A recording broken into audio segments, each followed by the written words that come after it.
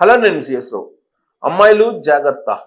ఎందుకనంటే ఎక్కడ ఏం జరుగుతుందో, ఎవరు ఏం చేస్తారో తెలియనటువంటి సిట్యుయేషన్స్, సంఘటనలు బయటకు వస్తున్నాయి. ఇప్పుడు ప్రత్యేకించి తమిళనాడులో వరుస సంఘటనలు బయటకు వస్తున్నాయి.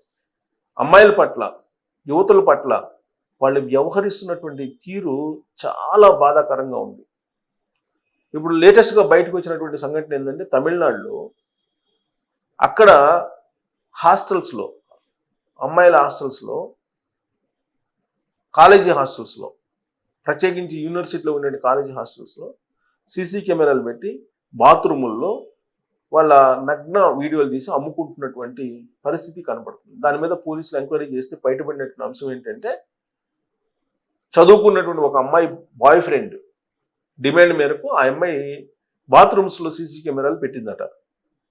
ఆ సీసీ కెమెరాల్లో రికార్డ్ అయినటువంటి ఫుటేజ్ని కొన్ని వెబ్సైట్స్ కొనుగోలు చేస్తున్నాయి. వాటిని అమ్ముకోవడం ద్వారా డబ్బులు సంపాదిస్తున్నారట ఆ లవర్స్ ఇద్దరు కూడా. సో ఆ కాలేజీ, ఆ హాస్టల్ ఇప్పుడు గగ్గోలు పెడుతున్నటువంటి పరిస్థితి. ఇలాంటి సంఘటనలు తెలుగు రాష్ట్రాల్లో కూడా బయటకు వచ్చింది. ఇప్పుడు తమిళనాడులో వరుస సంఘటనలు జరుగుతున్నాయి. మరొక సంఘటన ఏంటంటే, నిన్న జరిగింది కోయంబత్తూరులో.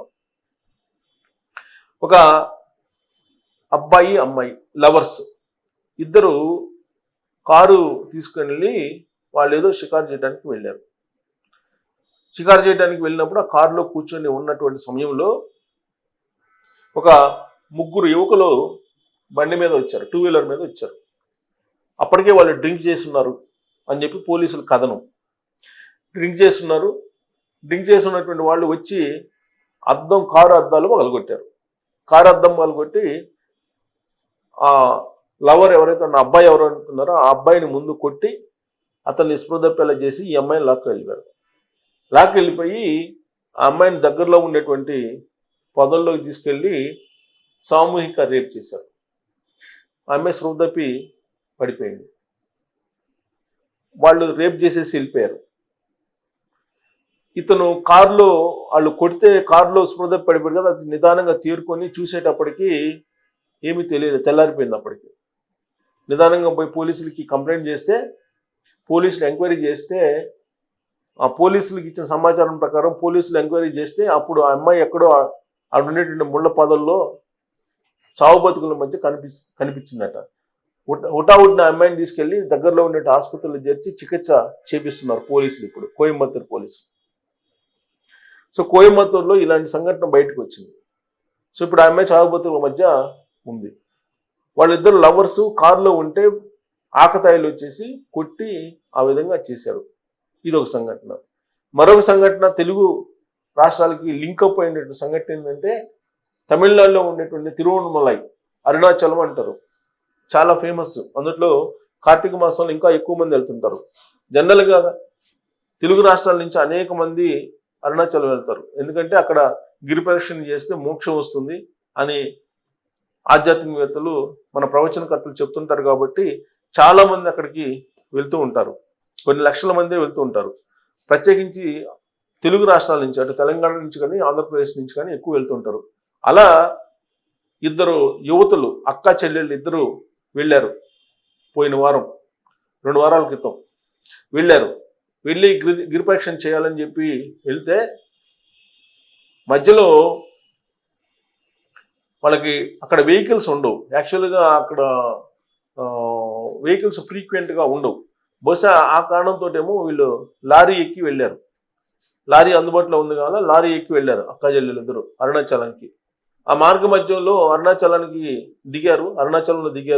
అరుణాచలంలో దిగేటువంటి క్రమంలో అక్కడ ఉండేటువంటి పోలీసులు, అరుణాచలంలో ఉండేటువంటి పోలీసులు ఆ ఇద్దరు యువతలను అదుపులోకి తీసుకున్నారు. నైట్ టైం అదుపులోకి తీసుకొని వీళ్ళల్లో ఒక అమ్మాయిని తీసుకెళ్ళి వాళ్ళు రేత్రంతా రేప్ చేశారు. రేప్ చేస్తే ఆ అమ్మాయి వచ్చి అక్కడ ఉండే అరుణాచలంలో ఉండేటువంటి పోలీసులకి, తమిళనాడు రాష్ట్రం అది కూడా, పోలీసులకి కంప్లైంట్ చేస్తే అప్పుడు కలెక్టర్ జోక్యం చేసుకొని ఆ కానిస్టేబుల్ ఇద్దరిని సస్పెండ్ చేశారు. ఇలాంటి సంఘటనలు చాలా జరుగుతున్నాయి. కాబట్టి మీరు వాళ్ళిద్దరూ యువతులు లారీలో వెళ్ళారు కాబట్టి వాళ్ళని వేరే విధంగా కానిస్టేబుల్ అనుకున్నారు, వాళ్ళని బెదిరించారు, కేసులు పెడతామని బెదిరించారు. బెదిరించి వాళ్ళని దగ్గరలో ఉండేటువంటి పొదల్లోకి తీసుకెళ్లి రాత్రి అంతా రేపు చేస్తారు ఒక అమ్మాయిని. ఇంకొక అమ్మాయి ఏమో ఏడ్చుకుంటూ ఆడు కూర్చుందంట. ఇది 2 వారాల క్రితం జరిగింది. లాస్ట్‌కి ఆ అమ్మాయి కేసు పెట్టింది, ఇలా జరిగిందని చెప్తే అప్పుడు సస్పెండ్ చేశారు. సస్పెండ్ చేసినా జరిగిపోయింది కదా, అన్యాయం జరిగిపోయింది. మళ్ళీ జరిగినటువంటి అన్యాయం తిరిగి రానటువంటిది. అలాగే ఇప్పుడు కోయంబత్తూరులో జరిగినటువంటి సంఘటన కూడా అదే. లవర్ తోటి వెళ్ళిపోతే పరిస్థితి ఏంటి? లవర్ని కొట్టి ఆడ పడేశారు, ఈ అమ్మాయిని తీసుకెళ్లి సామూహిక రేపు చేశారు. సో ఇలాంటి సంఘటనలన్నీ ఇప్పుడు మళ్ళా అదే తమిళనాడులోనే ఒక యూనివర్సిటీలో ఉండే హాస్టల్లో సీసీ కెమెరాలు పెట్టి ఫుటేజ్ని అమ్ముకునేటువంటి పరిస్థితి. సో కాబట్టి ఇలాంటివన్నీ చూసిన తర్వాత అమ్మాయిలు జాగ్రత్తగా ఉండాలి. ఎక్కడికి వెళ్ళినా కానీ ఆ స్థానిక పోలీసులకు సంబంధించిన కొన్ని నెంబర్లు, హెల్ప్ లైన్ నెంబర్స్ ఉంటాయి. ఆ నెంబర్స్ ఇక పోలీసులే కంచె చేను మీద విధంగా పోలీసులే చేసినటువంటి సంఘటన కూడా అరుణాచలంలో వచ్చింది. కాబట్టి తమిళనాడులో పోలీసులే నమ్మాలా అని అంటే మళ్ళీ రక్షణ కల్పించేటువంటి వాళ్ళే. ఏదైనా మనకి ఇబ్బంది కలిగినప్పుడు, ప్రమాదం పొంచి ఉన్నప్పుడు ఇమీడియట్గా మనకు గుర్తొచ్చేది ఎవరంటే పోలీసులే. అందరూ అలా ఉంటారని చెప్పి మనం అనుకోం కదా. సో కాబట్టి పోలీసులకి ఫోన్ చేయడానికి హెల్ప్ లైన్ నెంబర్స్ తీసుకోవాలి. ఎక్కడికైనా పోయినప్పుడు ఎమర్జెన్సీగా 100కి ఫోన్ చేయటం, లేదంటే వాట్సాప్ నెంబర్స్ కొన్ని ఉంటాయి పోలీసులు, ఆ వాట్సాప్ నెంబర్ హెల్ప్ లైన్ నెంబర్లు తీసుకోవటం, సురక్ష యాప్స్ అన్నీ ఉంటాయి కొన్ని, వాటిని తీసుకోవటం, ఇలా రకరకాల పద్ధతులు ఉన్నాయి. మనకి హైదరాబాద్కి వచ్చేటప్పటికి షీ టీమ్స్ ఉన్నాయి.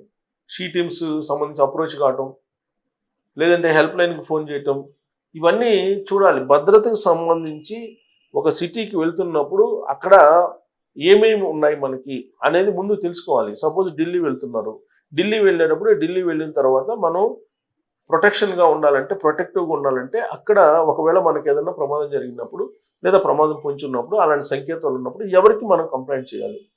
లేదా ట్రైన్లో వెళ్తున్నప్పుడు ఇబ్బంది కలిగితే ఎవరికి ఇమీడియట్గా మనం కాంటాక్ట్ కావాలి, ఎవరికి ఇమీడియట్గా మెసేజ్ పెట్టాలి. అక్కడైతే ఫోన్లో మాట్లాడే అవకాశం ఉండదు, ఇమీడియట్గా మెసేజ్ ఎవరికి పెట్టాలి, ఇవన్నీ తెలుసుకోవాలి.